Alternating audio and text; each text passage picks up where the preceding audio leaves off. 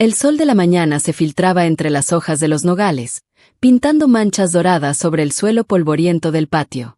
El aire olía a tierra húmeda, a humo de leña y al pan que mi madre acababa de sacar del horno. Yo jugaba con mi hermano Luca, persiguiendo gallinas asustadas que corrían en círculos cómicos, sus cacareos llenando el silencio habitual del amanecer. Tenía 8 años, y el mundo era tan grande y seguro como los brazos de mi padre cuando me levantaba para ver por encima del muro del huerto.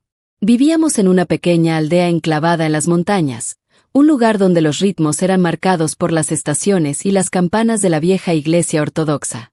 Éramos serbios, cristianos, y vivíamos bajo el dominio del gran imperio otomano, una sombra lejana que rara vez tocaba nuestra vida cotidiana, excepto por los impuestos anuales y la presencia ocasional de algún funcionario menor. Pero ese día, la sombra se acercó. Escuchamos el rumor antes de verlos. Un murmullo inquieto que recorrió la aldea como un escalofrío, pasando de casa en casa, de boca en boca. Hombres a caballo. Oficiales otomanos. No eran los recaudadores habituales. Estos vestían diferente, sus rostros eran severos, y no venían solos. Le seguía un grupo de soldados a pie, genízaros, con sus altos gorros blancos y sus miradas impasibles. El juego se detuvo. Las gallinas se calmaron. Luca, 2 años mayor que yo, me agarró del brazo, su mano apretando con fuerza. Corrimos hacia la casa, buscando la seguridad familiar. Mi madre estaba junto a la puerta, su rostro pálido, sus manos retorciendo el delantal. Mi padre salió a nuestro encuentro, su expresión grave, una arruga profunda marcando su frente. Dentro, dijo con voz queda pero firme. Quédense con su madre. Desde la pequeña ventana, vimos cómo los aldeanos eran congregados en la plaza central, frente a la iglesia. Los hombres se mantenían juntos, con los puños apretados, las mujeres lloraban en silencio o rezaban en susurros. Los niños, confundidos y asustados, se aferraban a las faldas de sus madres. El oficial principal, un hombre corpulento con una barba negra bien cuidada y ojos penetrantes, se adelantó. Habló en turco, y el sacerdote de nuestra aldea, el padre Basilige, que conocía la lengua del imperio, traducía con voz temblorosa. Las palabras resonaron en el aire tenso. Depsirme. El impuesto de sangre. Habíamos oído hablar de él. Claro.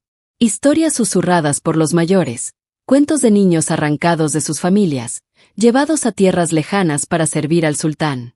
Pero siempre había parecido algo lejano, algo que les ocurría a otros, en otras aldeas, en otros valles. Nunca aquí.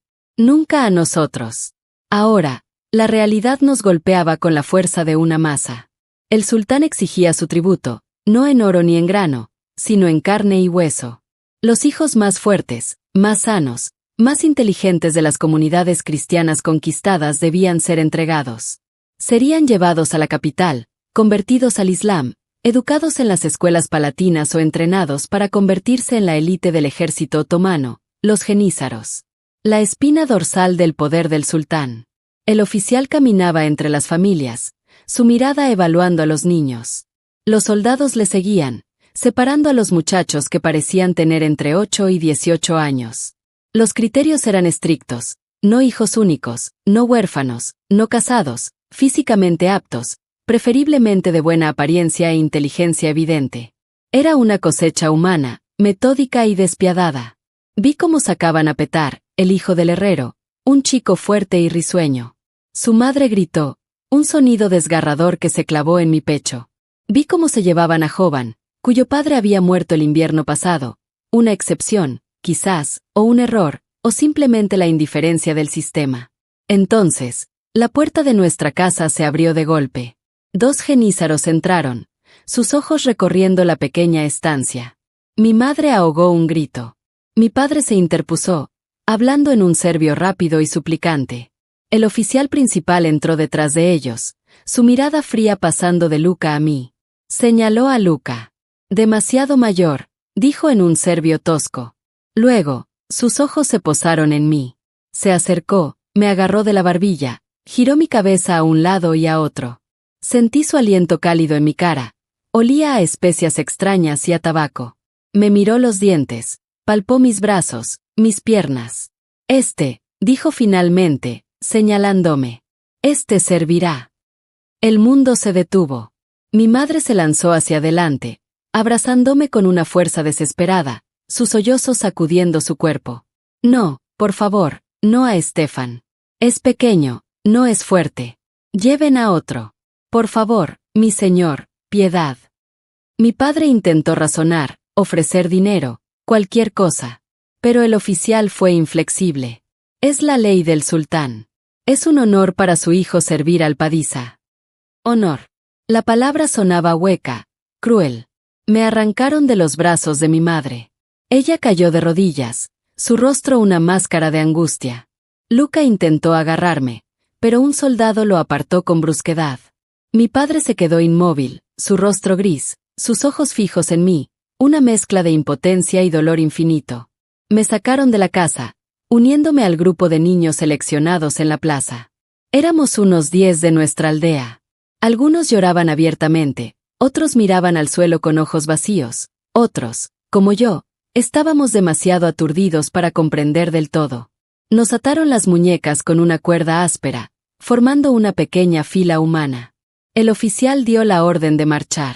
Al pasar junto a mi casa, vi a mi familia en la puerta. Mi madre extendía los brazos hacia mí, su boca abierta en un grito silencioso. Mi padre tenía la mano de Luca sobre el hombro, conteniéndolo. Nuestros ojos se encontraron por última vez. Quería gritar, correr hacia ellos, pero mis pies parecían de plomo y la cuerda tiraba de mí hacia adelante. La imagen de sus rostros se grabó en mi mente mientras nos alejábamos de la aldea, dejando atrás todo lo que conocía, todo lo que amaba. El sol que antes parecía cálido y amable, ahora se sentía frío y distante. El camino polvoriento se extendía ante nosotros, llevándonos hacia un destino desconocido y aterrador. El impuesto de sangre había sido cobrado. Mi infancia había terminado. El viaje fue una neblina de miedo, cansancio y confusión. Caminamos durante días interminables, uniéndonos a otros grupos de niños recogidos en aldeas vecinas. Bosnios, búlgaros, griegos, albaneses. Todos compartíamos el mismo destino, la misma expresión de pérdida en nuestros jóvenes rostros. Hablábamos diferentes lenguas, pero el lenguaje del miedo y la tristeza era universal. Dormíamos al raso, comiendo gachas insípidas y pan duro que nos daban los soldados. Los genízaros que nos escoltaban eran figuras imponentes y silenciosas. No eran crueles porque sí, pero eran implacables. Cualquier intento de fuga o desobediencia era castigado con rapidez y severidad. Aprendimos pronto a obedecer sin rechistar, a mantener la cabeza baja. Vi a niños enfermar por el camino, debilitados por la marcha forzada y la mala alimentación. Algunos eran dejados atrás en alguna aldea, su destino incierto. Otros, simplemente, desaparecían durante la noche. Aprendí a no preguntar. Aprendí a endurecer mi corazón, a tragarme las lágrimas que amenazaban con brotar cada vez que pensaba en mi madre, en mi padre, en Luca. Me aferraba a los recuerdos de mi hogar como a un talismán, el olor del pan, el sonido del río cercano, la risa de mi hermano.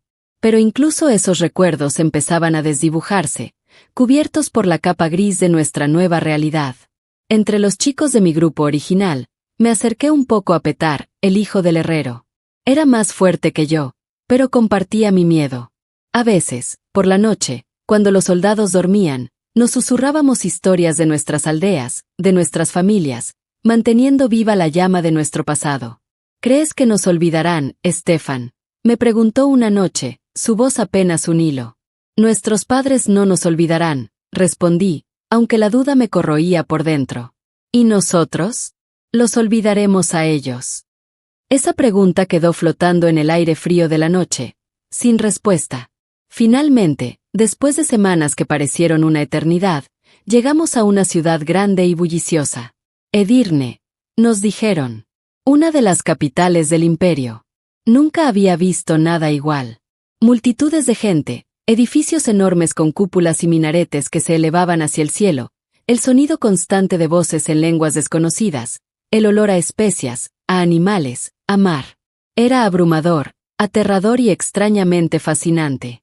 Nos llevaron a través de calles estrechas y concurridas hasta un complejo amurallado. El Asemioka, la escuela de los reclutas novicios. Aquí comenzaría nuestra transformación. Lo primero fue la inspección. Nos desnudaron, nos lavaron bruscamente con agua fría y nos examinaron médicos otomanos. Midieron nuestra estatura, comprobaron nuestra salud, buscaron defectos físicos. Luego, nos raparon la cabeza, eliminando otro vestigio de nuestra identidad anterior. Nos dieron ropas nuevas, uniformes toscos pero limpios. Y nos separaron. Petar fue enviado a un grupo diferente. Nunca volví a verlo. Estaba solo de nuevo, rodeado de cientos de muchachos desconocidos, todos con la misma mirada perdida y asustada. El siguiente paso fue la conversión. Nos reunieron en un gran salón donde un imán, un erudito religioso musulmán, nos habló del Islam. Nos enseñaron las oraciones básicas, los pilares de la fe. La conversión no fue opcional. Era parte del proceso. Algunos chicos se resistieron al principio, aferrándose en secreto a sus cruces o a sus oraciones cristianas. Pero la presión era constante, y la alternativa era impensable. Repetimos las palabras, aprendimos los gestos. No entendía mucho de lo que decían, pero sabía que mi antigua fe, la fe de mis padres, la de la iglesia de mi aldea, debía ser abandonada, enterrada en lo más profundo de mi ser. Era otra pérdida, otra pieza de mi antiguo yo que se desprendía. Luego comenzó la educación. Nos enseñaron a leer y escribir en turco otomano, una lengua completamente ajena a mi serbio natal. Las clases eran estrictas, los maestros exigentes. Los errores se castigaban con golpes de vara en las palmas de las manos o en las plantas de los pies. Aprendí rápido, por miedo y por un incipiente instinto de supervivencia. Descubrí que tenía facilidad para los idiomas, y pronto empecé a entender y a hablar turco con cierta fluidez. También nos enseñaron aritmética, historia otomana, geografía del imperio.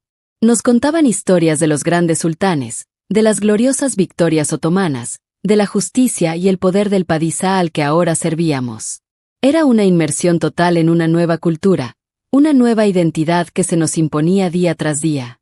Paralelamente, comenzó el entrenamiento físico y militar. Horas interminables de ejercicios, marchas, manejo de armas. Primero arcos, luego espadas, lanzas. El cuerpo se endurecía, los músculos se desarrollaban.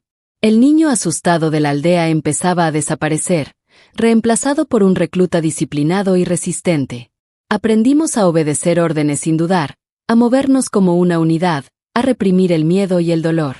La fatiga era constante, pero también lo era la camaradería forjada en el sufrimiento compartido.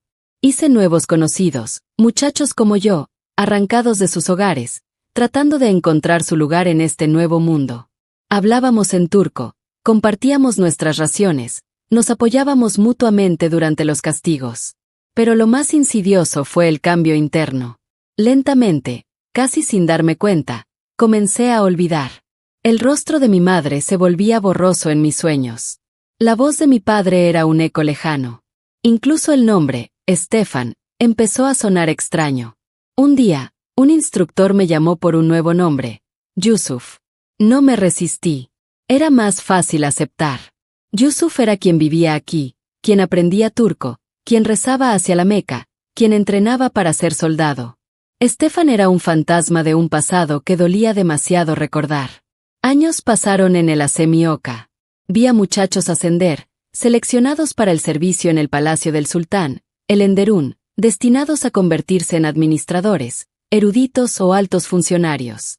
Eran los más inteligentes, los más apuestos. Otros, la gran mayoría, estábamos destinados al cuerpo de genízaros. Crecí en estatura y fuerza. Mi turco se volvió impecable.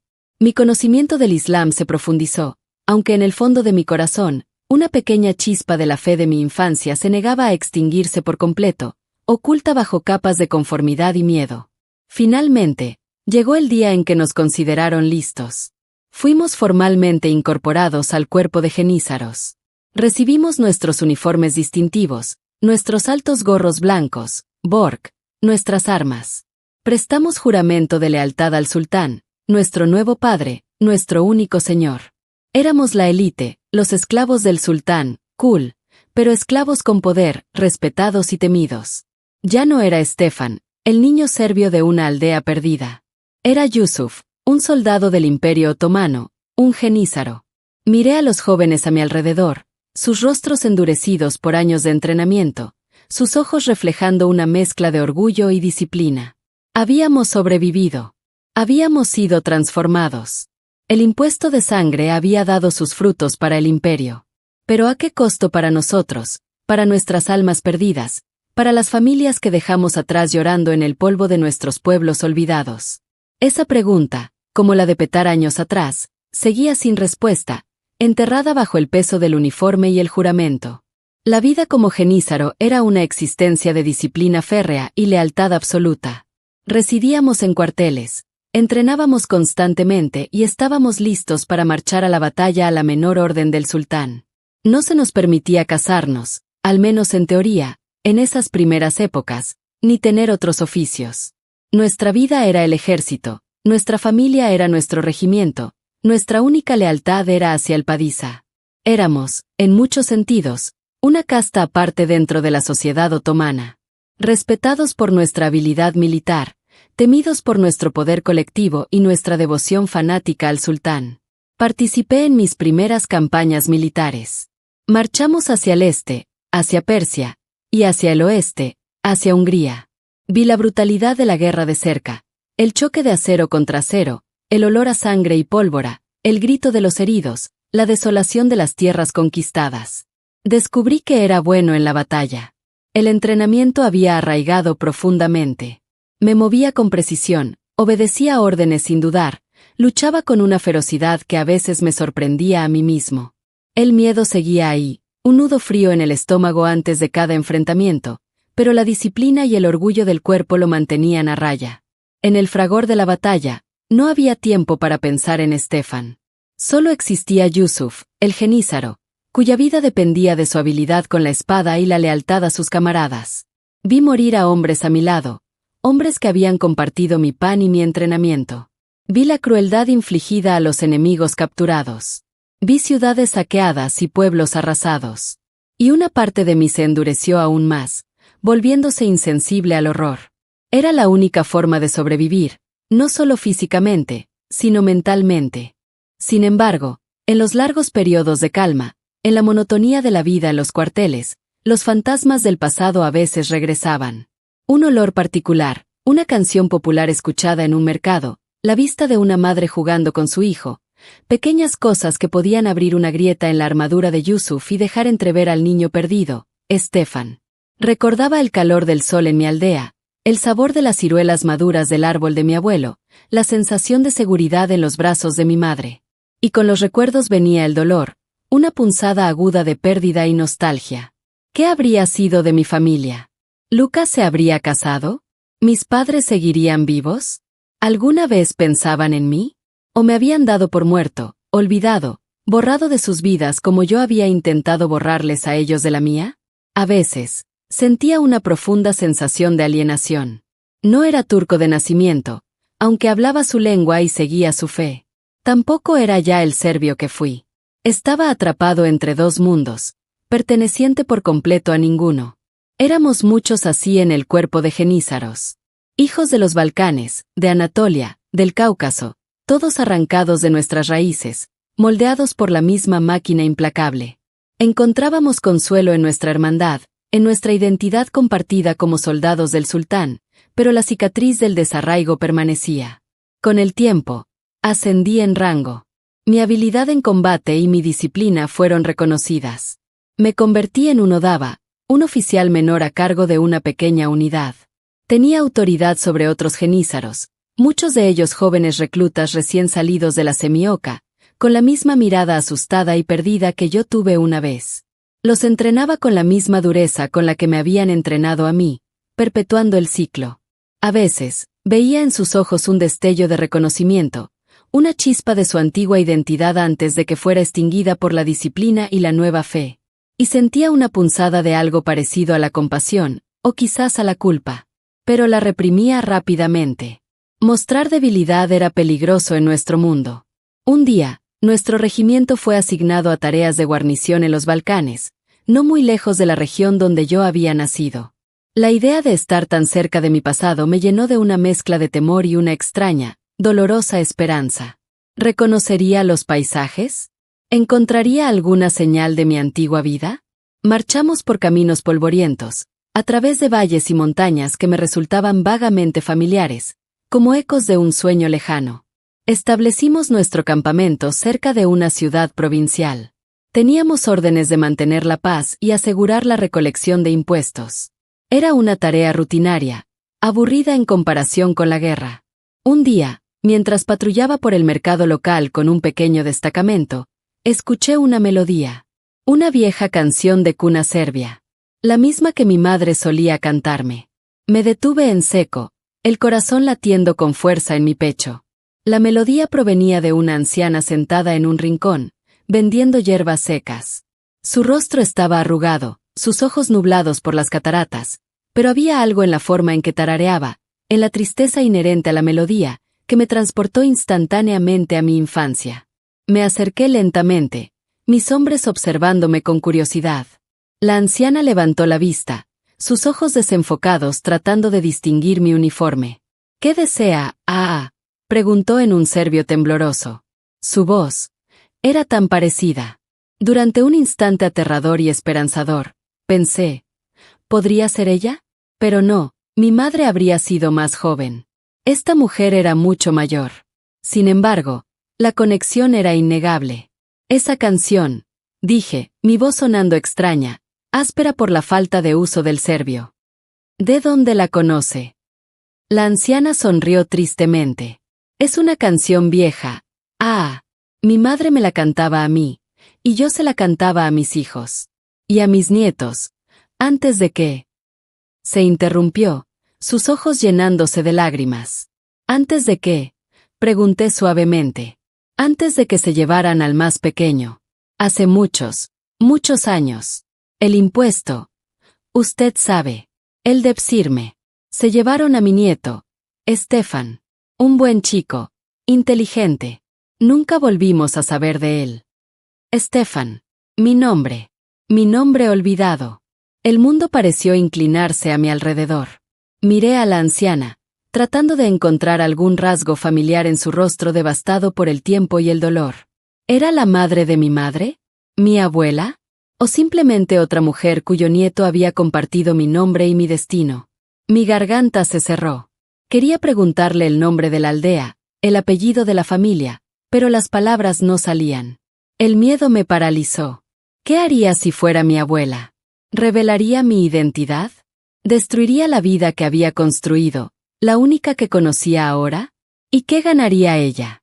Solo más dolor al ver en que se había convertido su nieto, un soldado del imperio que se lo había arrebatado.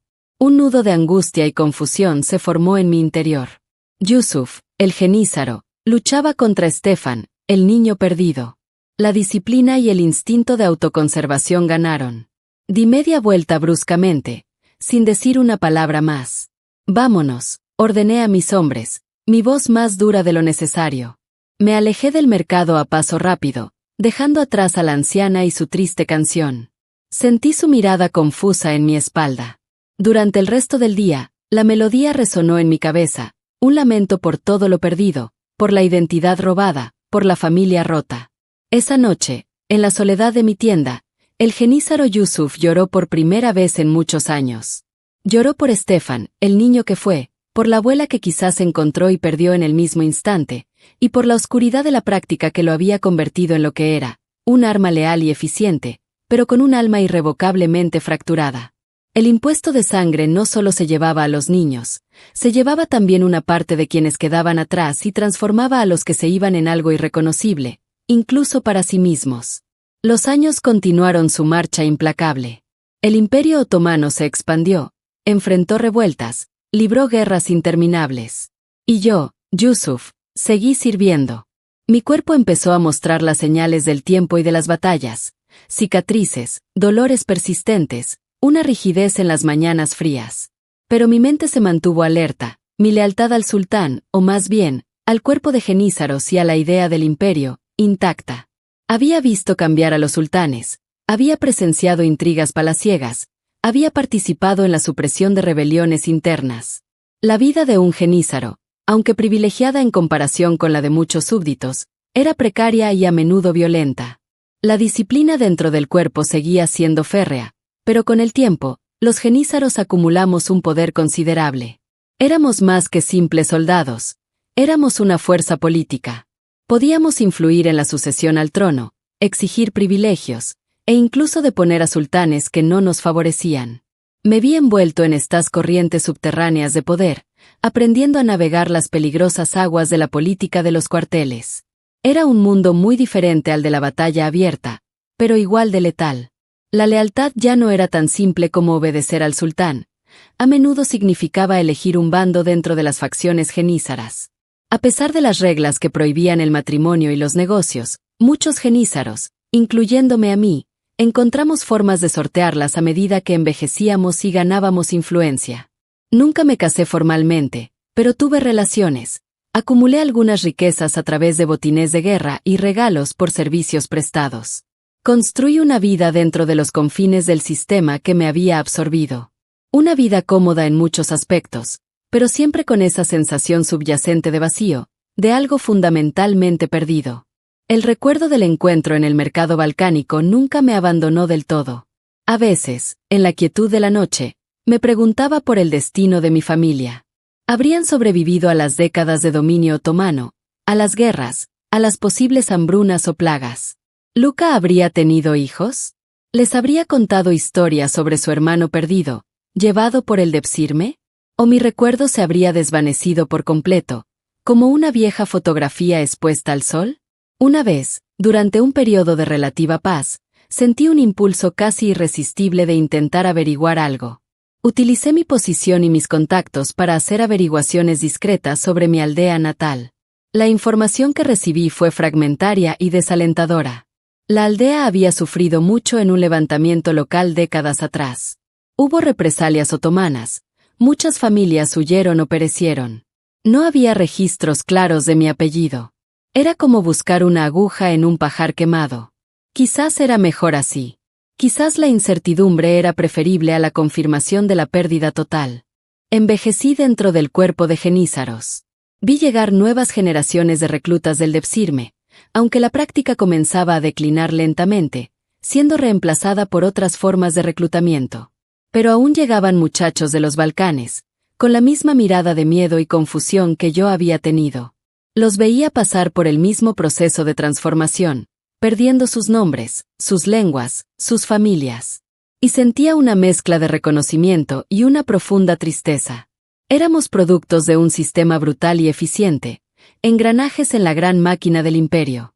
Un sistema que nos daba poder y propósito a costa de nuestra propia humanidad original. Mirando hacia atrás en mi larga vida, ¿qué podía decir? Había servido al imperio con lealtad. Había luchado en sus guerras, había defendido sus fronteras, había mantenido su orden. Había ascendido desde la oscuridad de una aldea conquistada hasta una posición de respeto y cierto poder dentro de la élite militar. Según los estándares del mundo en el que vivía, había tenido éxito. Yusuf había triunfado donde Stefan habría perecido o vivido una vida de servidumbre campesina. Pero el costo era incalculable. La familia perdida, la identidad fracturada, la fe desarraigada, la constante sensación de ser un extraño, incluso en el único hogar que conocía. El Depsirme me había dado una vida, pero me había robado el alma que nací para tener. Era un honor servir al sultán, decían. Pero el honor no llenaba el vacío dejado por el amor de una madre, la guía de un padre, la camaradería de un hermano. Ahora, viejo y cansado, sentado en los cuarteles de Estambul, escuchando los sonidos familiares de la ciudad imperial, a veces cerraba los ojos y trataba de recordar el rostro de mi madre. La imagen era borrosa, casi desaparecida, como un sueño medio olvidado al despertar. Solo quedaba el eco de una canción de cuna, triste y persistente, un recordatorio fantasmal del niño que fui, antes de que el impuesto de sangre fuera cobrado. Era la herida invisible que todos los hijos del Depsirme llevábamos dentro, la oscura marca de una práctica que construyó un imperio sobre los cimientos de miles de infancias rotas y futuros robados. Y en el silencio, a veces, me preguntaba si Luca, dondequiera que estuviera, si es que aún vivía, alguna vez miraba hacia el este y pensaba en el hermano que le fue arrebatado por la marea implacable del imperio.